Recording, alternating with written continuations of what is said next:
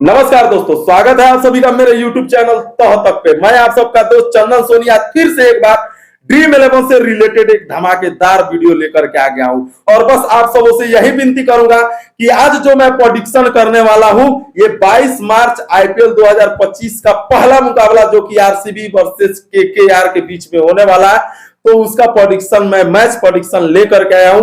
तो बस आप लोग इत्मीनान से देखिए, क्योंकि पिछले मैच में आपके भाई ने धमाका मचाया था, एकदम से समझिए डब्ल्यूपीएल के फाइनल में भाई साहब।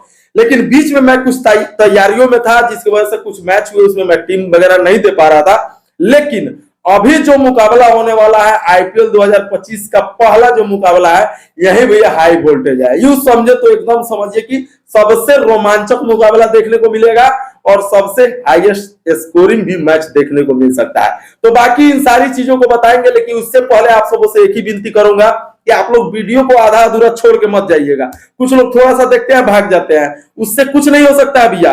कुछ लोग इरिटेट हो जाते हैं, भाई तुम्हारे बताने से कुछ नहीं होता है, उसके पास जाएंगे फिर उसको बोलेंगे उसके बताने से कुछ नहीं होता है, फिर उसके पास। देखो भाई, ऐसे कुछ नहीं होगा। आपको भी पता है, लाख जानकारी हो लेकिन किस्मत चाहिए, लाख किस्मत हो लेकिन जानकारी भी चाहिए। यानी हमको दोनों लेकर चलना है। हमको जानकारी तो पूर्ण रूप से रखनी होगी भैया, उसके बाद जब किस्मत हमारा साथ देगा दोस्तों, तो हमें विनर बनाने से कोई नहीं रोक सकता। और मेरा पास एक ही मिशन है, इस आईपीएल 2025 में 74 मुकाबले जो होने वाले हैं, उसमें मेरे दोस्त अगर बढ़िया से प्रेडिक्शन को समझ लेंगे, अगर अच्छे से मेरी बातों को समझ लेंगे ना, या मैं ये तो नहीं बोल सकता कि पूरा 74 का 74 ग्रैंड लीग विन करा सकता हूं, लेकिन इस 74 मैच में वो मैच कौन सा हो सकता है, तो इसके लिए आपको ये प्रेडिक्शन समझना होगा। प्रेडिक्शन बहुत जरूरी है मेरे दोस्त, क्योंकि हम लोग ड्रीम 11 या माई 11 सर्कल या किसी भी ऐप पे, किसी भी फैंटेसी ऐप पे पैसा लगाते हैं तो किस पे लगाते हैं? क्रिकेटर पे लगाते हैं। तो क्रिकेटर को समझना होगा, पिच रिपोर्ट को समझना होगा, बॉलर को समझना होगा, बैटर को समझना होगा, सब चीजों को समझना होगा, तब हम एक अच्छा टीम क्रिएट कर सकते हैं और तब हम उम्मीद भी कर सकते हैं कि हमारा टीम हो सकता है कि आज का विन कर जाए। तो सबसे पहले इसको समझ लेते हैं। तो यहाँ नया सीजन है, नए नए कैप्टन है, नए नए एकदम बदले बदले देख सकते हैं मेरे पीछे आप लोग स्क्रीन पे। एक तरफ रजत पाटीदार है तो दूसरी तरफ अजिंक्य रहाणे है, जो कि कोलकाता नाइट राइडर्स की तरफ से जो है कैप्टन है, और रजत पाटीदार जो है वो आरसीबी के कैप्टन है। तो दोस्तों पहला मुकाबला और पहला धमाल आपका भाई करेगा। तो बस वीडियो को आप लोग को थोड़ा सा इत्मीनान से देखना है, पूरी बारीकी से समझाऊंगा दोस्तों। और वैसे भी अपन के पास अभी 1-2 दिन टाइम है, तो इत्मीनान से समझ लो मेरे भाई। तो चलो बात करते हैं। सबसे पहले हमारे लिए इंपॉर्टेंट क्या हो जाता है किसी भी मैच में? सबसे इंपॉर्टेंट हमारे लिए पिच रिपोर्ट होता है, क्योंकि पिच अपने हिसाब से प्लेयर को नचाती है, चाहे वो बैटर हो या बॉलर हो। बॉलर भी अगर पिच उस हिसाब से रहेगी तो बॉलर लाख कोशिश कर ले अपने हिसाब से चलने की, लेकिन वो अपने हिसाब से ही चलाएगी। बैटर लाख कोशिश कर ले अपने हिसाब से बैटिंग करने की, लेकिन पिच जैसा उसको खिलाएगी वैसा ही बैटर खेलेगा। तो यहाँ सबसे पहले हम लोग पिच रिपोर्ट समझ लेते हैं। तो दोस्तों अगर वेन्यू की बात करें तो ये मैदान है भैया ईडन गार्डन का, सबसे बड़ा मैदान कोलकाता में। आप लोग को पता ही है कि भारत का सबसे बड़ा ग्राउंड के मामले में सबसे बड़ा ग्राउंड यही है। उसके अलावा दोस्तों ये जो पिच है ये बैलेंस पिच है, यानी इसमें बैटिंग भी होंगे प्लस में विकेट भी गिरेंगे, यानी कि इसमें रन भी लगेंगे विकेट भी गिरेगी। यहाँ ये नहीं कह सकते हैं कि सिर्फ बॉलर पॉइंट देंगे, या सिर्फ आप ये नहीं कह सकते हैं कि यहाँ बैटर ही पॉइंट देंगे, क्योंकि ये पिच है बैलेंस। उसके अलावा दोस्तों अगर बात करें, आप लोगों को सब कुछ दिख रहा होगा साइड की स्क्रीन में, आप लोगों को सब कुछ एकदम दिख रहा होगा, आप अपने से भी देख सकते हैं। देखिए मेरा मकसद है कि आप लोग खूब अच्छे से समझे। इन चीजों को तैयार करने में बड़ा समय लगता है, बड़ा मेहनत लगता है। 12-12 घंटा हम लोग मेहनत करके इन चीजों को लेकर के आते हैं। तो आप 12 मिनट टाइम देख के तो वीडियो देख ही सकते हैं ना, इतना तो कर ही सकते हैं मेरे भाई। ना आपसे 2 रुपया मांग रहा हूं, ना कुछ मैं मांग रहा हूं, ना कुछ ले रहा हूं। ज्यादा से ज्यादा बोलूंगा भैया एक लाइक कर दीजिएगा, यही तो बोलूंगा, दूसरा कुछ नहीं। उससे ज्यादा बोलूंगा तो टेलीग्राम मेरा ज्वाइन कर लीजिएगा। उसके अलावा भैया तो मैं कुछ मांग नहीं रहा हूं। तो बस आप लोग थोड़ा सा टाइम दीजिए और इन चीजों को समझिए। और ये मैं लगातार अपने भाइयों को बोलता हूँ, और बहुत सारे मेरे भाई जो है समझदार हैं, वो समझते हैं, इत्मीनान से वीडियो को देखते हैं भाई। उसके अलावा दोस्तों बात करें इस पिच पे लास्ट मैच की अगर बात करें, तो यहाँ स्पिनर और फास्टर की बात करें तो स्पिनर को यहाँ महज 46 विकेट मिला है और पेसर्स को यहाँ पे 60 विकेट, यानी कि फास्ट बॉलरों का यहाँ पे दबदबा रहने वाला है।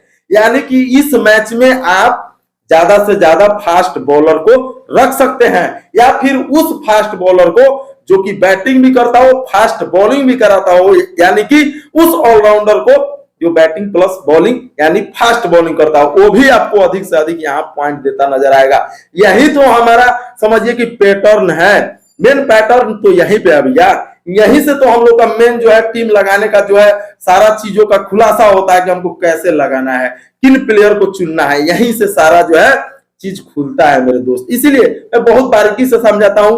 मुझे नहीं लगता है कि यूट्यूब पे मेरे जैसा कोई इतना जो है एकदम बढ़िया और शुद्ध हिंदी में कोई समझाता होगा। ठीक है, चलिए बात करते हैं यहाँ इस पिच पे एवरेज स्कोर की। तो एवरेज स्कोर की बात करें तो यहाँ पे 167 रन जो है एवरेज स्कोर है। हाईएस्ट इसमें 261 रन भी बना है, और वो भी किसने बनाया भैया? कलकत्ता ने ही बनाया है। कोलकाता ने ही यहाँ पे 261 रन, यानी कि सोच सकते हैं कि यहाँ पे मतलब 160 प्लस तो रन बनने ही बनने हैं, 200 भी प्लस बन सकते हैं इस पिच पे। इसीलिए मैंने पहले ही बोला था कि ये पिच हाईएस्ट स्कोरिंग रन वाला पिच है, तो इस बात को भी समझना होगा। अब ये नहीं है कि हाईएस्ट स्कोर बनेगा तो विकेट नहीं गिरेगा, नहीं, विकेट भी गिरेगा, रन भी लगेगा। यानी 7वें 8वें नंबर के जो बॉलर होंगे ना, वो भी आकर के इस पिच पे चौके छक्के लगा सकते हैं दोस्तों। उसके अलावा अगर लो स्कोर की बात करें इस पिच पे, तो 10 विकेट खो करके 49 रन, वो भी आरसीबी ही इस पिच पे बनाई थी, महज 49 रन पे ऑल आउट हो गई थी। तो ये भी सोचने वाली बात है भाई, क्योंकि आरसीबी इस पिच पे 49 रन पे ऑल आउट हो गई थी, तो कुछ ना कुछ यहां से भी हमें समझना होगा। टोटल मैच की बात करें दोस्तों इस पिच पर, तो टोटल मैच इस पे हुए हैं 95। उसके अलावा दोस्तों इस पिच पे टोटल 95 मैच हुए हैं, यानी 95 मैच हुए हैं। और जो पहले बैटिंग जो करती है टीम वो 39 बार जीती है।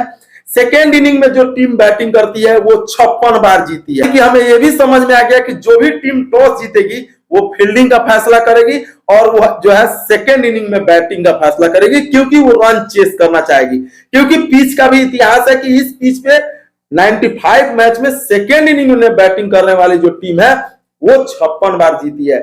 इसके आधार पे ही वो बैटिंग या बॉलिंग का फैसला चुनते हैं दोस्तों, इस बात को भी समझना होगा।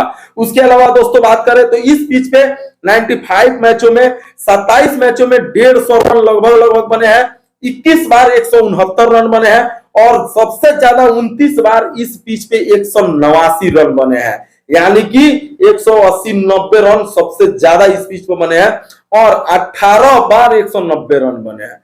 तो ये पिच मैंने बोला ना, इस पे बैटर भी पॉइंट देंगे, बॉलर भी पॉइंट देंगे, और सबसे ज्यादा कौन पॉइंट देगा? फास्ट बॉलर पॉइंट देंगे। इस बात को समझना होगा दोस्तों। तो चलिए, ये हमारा जो था पिच रिपोर्ट था दोस्तों। माई 11 सर्कल आप सबों के लिए एक धमाकेदार ऑफर इस आईपीएल 2025 के सीजन में लेकर के आया है। और बहुत सारे मेरे मित्र बोलते हैं कि भैया मैं बहुत पैसा हार गया, इस फैंटेसी ऐप पे इतना हार गया, उस फैंटेसी ऐप पे उतना हार गया।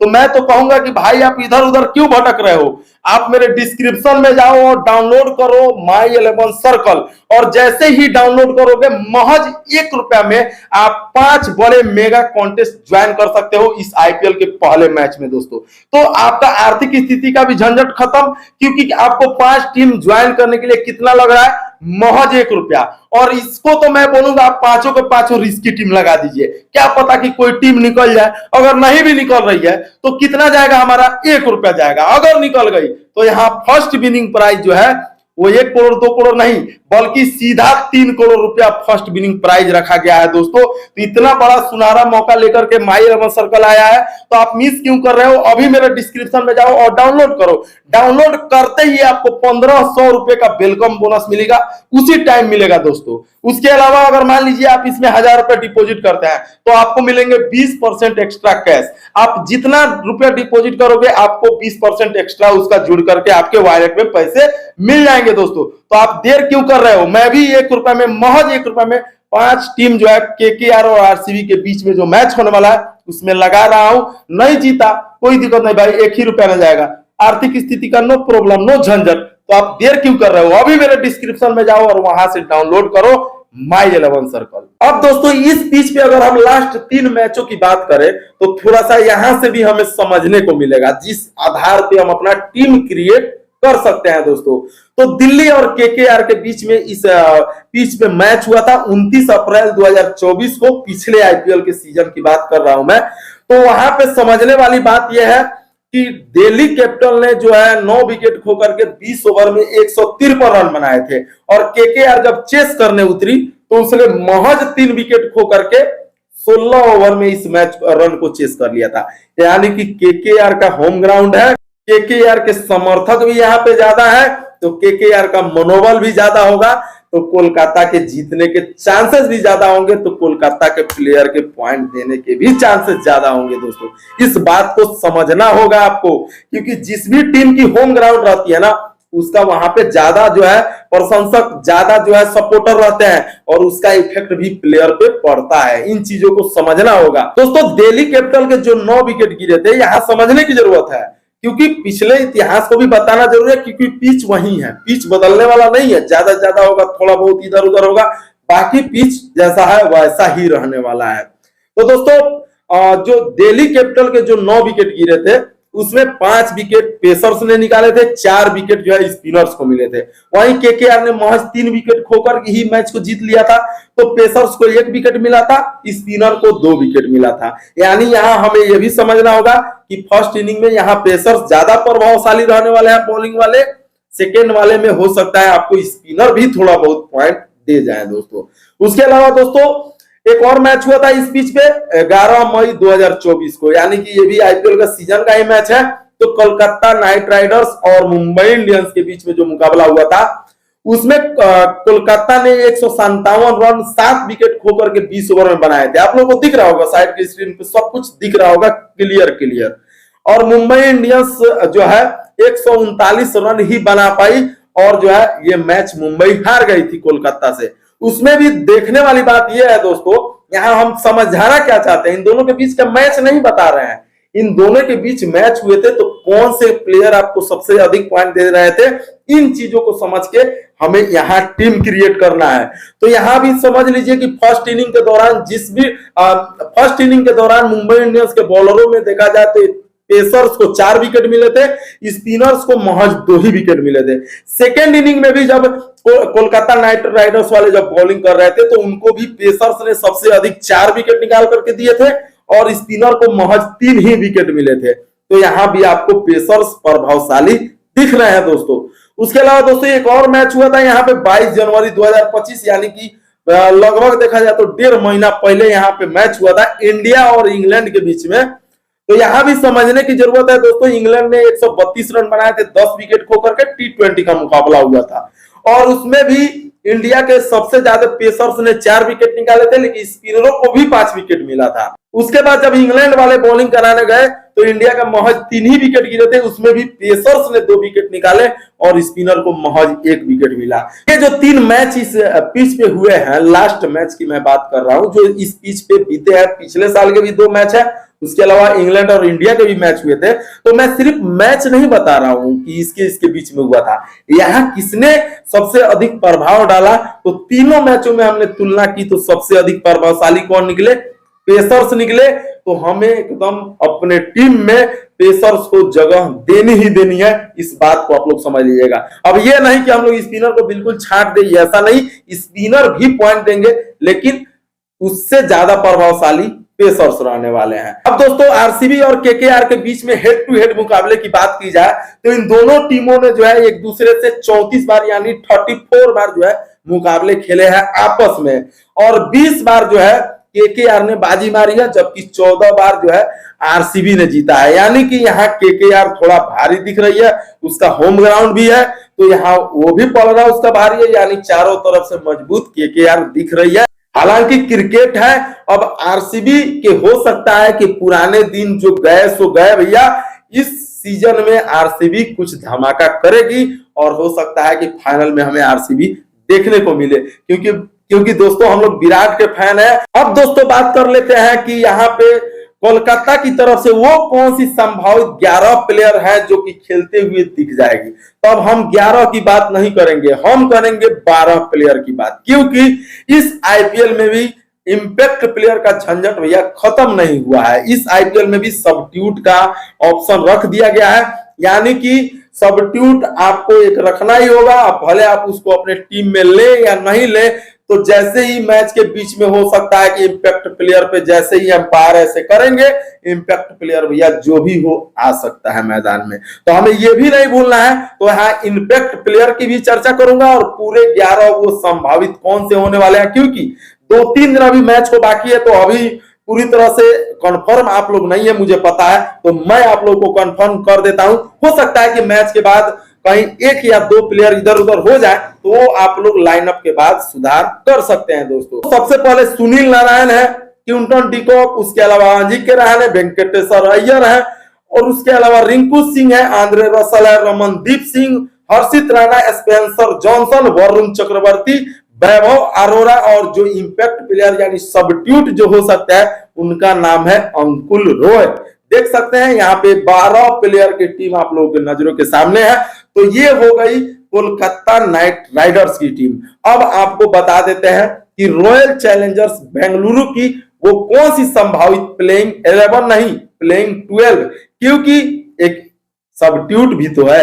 तो ये भी 12 प्लेयर का हम लोग देख लेते हैं। तो सबसे पहले बात करें तो हमारे एकदम चहेते विराट कोहली, उसके अलावा फिल शॉर्ट है, रजत पाटीदार है जो कि कैप्टन है, लियाम लिविंगस्टन है, उसके अलावा जीतेश शर्मा है, टीम डेविड है, कुणाल पांड्या है, भुवनेश्वर कुमार है, लुंगी एंगिडी, सुयश शर्मा, यश दयाल, और सब्स्टिट्यूट में जो प्लेयर आएगा, जो इंपैक्ट प्लेयर के तौर पे आएगा, उसका नाम है स्वप्निल सिंह।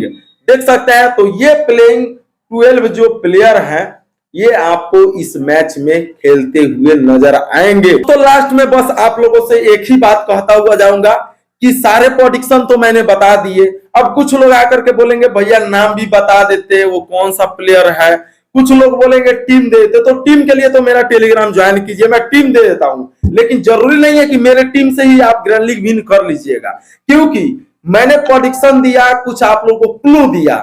टीम चुनना आपका अपने हाथ से, किस्मतों को चुनना होगा, आपके अपने किस्मत से चुनना होगा दोस्तों। अगर मैं किसी का पर्सनल नाम रखता हूं तो यहाँ जो प्लेयर जो है खुद पिच पे जाता है ना बैटिंग या बॉलिंग करने, उसको घंटा पता नहीं है कि हम 0 पे आएंगे, शतक मारेंगे, 1 विकेट मिलेगा या 1 भी विकेट नहीं मिलेगा। तो हम और आप कौन होते हैं बोलने वाले कि आज ये 10 विकेट ले लेगा, आज ये 100 रन बना देगा। तो ऐसे प्रेडिक्शन वाले लोगों से बच के रहिए। मैंने बस क्लू दे दिया कि फास्ट बॉलर इफेक्टिव हो सकते हैं। बैटिंग यहाँ पिच है तो आपको किस बैटर को चुनना है आपकी समस्या है, आप अपने हिसाब से टीम को चुनिए। किस्मत जब साथ देगा भाई तो एकदम विनर बनना तय है। नाम मैं किसी का भी नहीं रख सकता हूं, बाकी आप मेरा टेलीग्राम ज्वाइन कर सकते हैं। वहां पे जो मैं टीम दूंगा आपको उसे सेम नहीं कॉपी करना है, आप अपने से कुछ फेर बदल कर सकते हैं। कुछ टीम से कुछ मैच से रिलेटेड उस पर अपडेट वगैरह भी देते रहता हूं, तो उसको आप लोग जाकर के ज्वाइन कर सकते हैं, जो कि मेरे टेलीग्राम जो है डिस्क्रिप्शन में टेलीग्राम का लिंक पड़ा हुआ है। तो बाकी दोस्तों ये प्रेडिक्शन कैसा लगा और केकेआर और आरसीबी में आप किसके फैन है कमेंट में जरूर बताइएगा। मिलता हूं फिर अगले किसी और मैच के साथ, तब तक के लिए जय हिंद।